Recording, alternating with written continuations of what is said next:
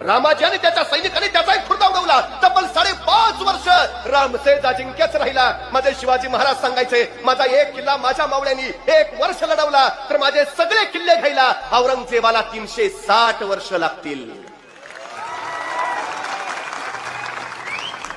अरे पण माझ्या संभाजीराजांनी रामसेज नावाचा एकच किल्ला 5.5 वर्ष लढवला. मग 5.5 गुणिले 360 औरंगजेबाला सगळे किल्ले घ्यायला किती वर्ष लागतील?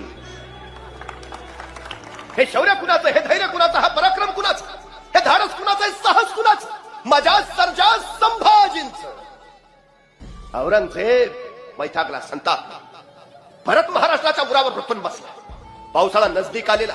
पावसाळ्यात मोगलांच्या हालचाली मंद आणि याचाच फायदा संभाजीराजाने उचलला. औरंगजेबासारख्या कळीकणाशी झुंजायचं म्हणजे समर्थ आणि सामर्थ्य पण हवं. विलक्षण चाल टाकली. पसरलेल्या औरंगजेब नावाच्या अजगराच्या अंगावरनं संभाजी महाराजांनी उडी घेतली आणि संभाजी महाराज सरळ कर्नाटकात पोहोचले.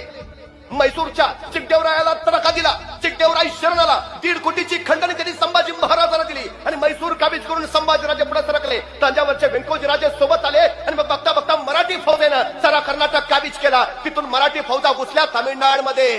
तामिळनाडच्या मद्रासवर कब्जा मिळवला. मद्रासवर भगवा फडकला.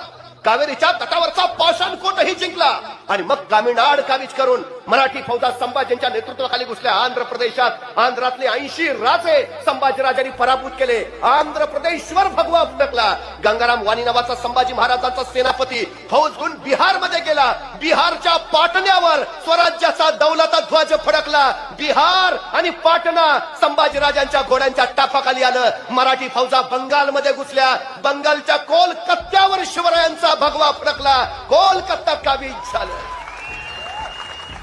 म्हणजे आताच्या हिंदुस्थानचा जर नकाशा बघितला तर महाराष्ट्र, कर्नाटक, गुजरात, हरियाणा, मध्य प्रदेश, गोवा, राजस्थान, आंध्र आणि तामिळनाड या 9 राज्यांवर संभाजी महाराजांची सत्ता आहे. या 9 राज्यांचा समावेश स्वराज्यात संभाजींनी केला आहे. या 9 राज्यांवर संभाजींच्या पराक्रमाचा भगवा फडकतो आहे. राहिला होता फक्त उत्तरेतला भाग आणि उत्तरेत आपलेच होते राजपूत. मिर्झा जयसिंहाचा मुलगा रामसिंह. संभाजी महाराजांनी त्यांना पत्र लिहिलं, सारी दक्षिण आम्ही काबीज केलीच आहे, उत्तरेत आपण आहात. संभाजी लिहितात, त्या यवनधमाला सांप्रत असं वाटू लागलंय आम्ही हिंदू तत्वशून्य झालो. आम्हाला धर्माचा काही अभिमानच राहिला नाही. पण आम्ही आमच्या मातृभूमीसाठी आमचं सारं सर्वस्व, आमचा देश, दुर्ग, संपत्ती सारं पणाला लावायला तयार आहे. दक्षिण आम्ही काबीज केलीच आहे, उत्तरेत आपण आहात. या वक्ती जर आपण सहकार्याचा हात दिलात तर त्या औरंगजेबाला कारागृहात डांबणं शक्य होईल. काय महत्वाकांक्षा आहे माझ्या सर्जा संभाजींची.